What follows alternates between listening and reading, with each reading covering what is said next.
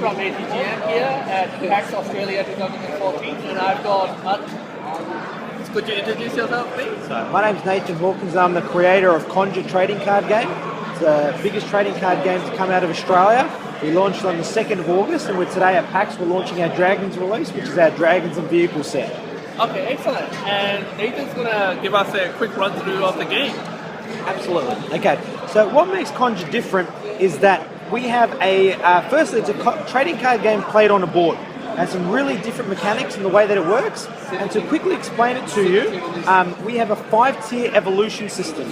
So if you think of Pokemon, that's a very restricted evolution. So it's Charmander goes to Charmeleon, goes to Charizard, where ours is more open. So our first level is a novice, second level is apprentice, and if you're playing with demons, any demon novice can go to any apprentice demon, can go to any master demon, so it's open. And they have allies of different types they can work with.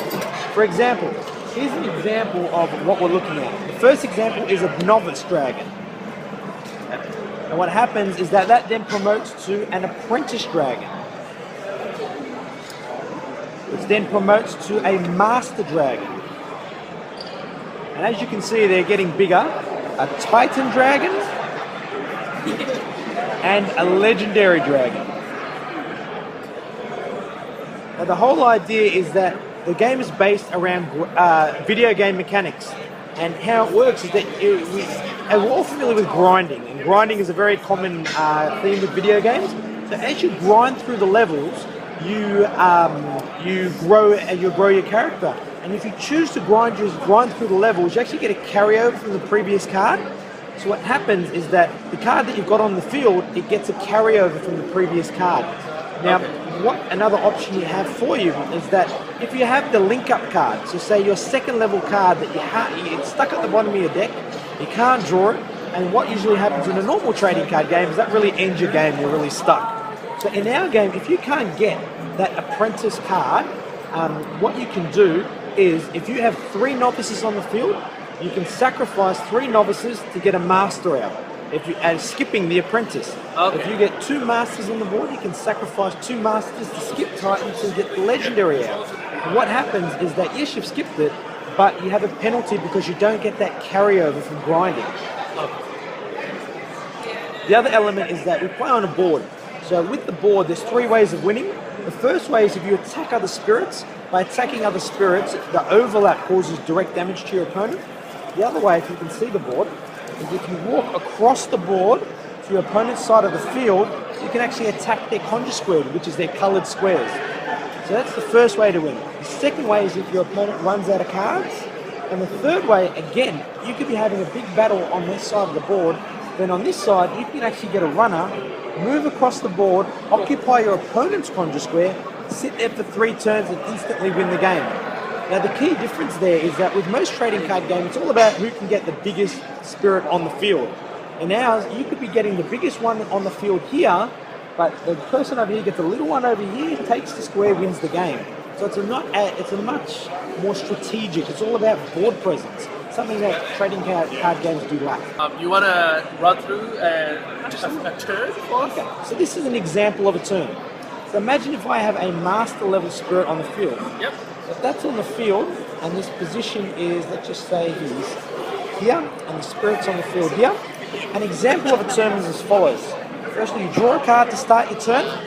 You can then play a novice spirit per turn, so you play that on the field to get it on the board. You can then move this 1 turn, move, promote it to the next level, and if a spirit's in range, you can then attack. So the key order of sequence is move, promote, attack. You can promote 1 spirit per turn, and you can play 1 novice per turn. Okay. So I see how there are squares that doesn't correspond in a straight line with the color square. So I take it they are diagonal movements? No. How it works is that it works in straight lines, but if you have a movement of 3, you can go 1, 2, 3, or 1, 2, 3, but you can't move diagonal. Oh, okay. But it's possible to put a spirit down here and try and move to the other end of the board and such. That's right. So you have 6 vacant conjure squares where you can place a spirit. We also have chancing relics. enchant operate like spells, and relics will sit in this part of the board and can activate accordingly and react to something that your opponent does. A little bit like a trap. Okay. So how many factions, whatever you guys call it, is it? Okay. How many types are in the game right now? Well, before yesterday, we had 8 types in the game. Now we have our Dragons and Vehicles release, which is exclusive to PAX. Okay. So we have 10 types in Conjure. Okay. So if somebody wanted to start playing Conjure today, what kind of products can they pick up? Well, we have 6 starter decks that they can play. We've got 2 releases. The first release is 4 starter decks and the booster pack. The second release is another 2 starter decks and a booster pack. We also have our boards. These are our standard boards. And we have our felt premium boards, which are incredibly high quality. As for community-wise, for Conjure, what are you guys doing to... Well, we do a lot of meet and greets. We get out to the stores, we run tournaments, we run demos, we turn up to events like PAX, promote the game. We have a lot of Facebook activity. We have a Facebook group called Conjure TCG Australia, and we get a lot of people jumping on that. They talk strategy, trades, tournaments, that sort of thing. And we're the biggest trading card game to come out of Australia, and we're having some success here.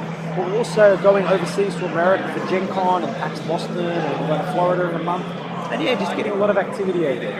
Okay. Well, thanks very much, Nathan. Thanks for your time. Nice to meet you. Cheers. So keep an eye on attn.com.au for more Let's Plays. Thank you.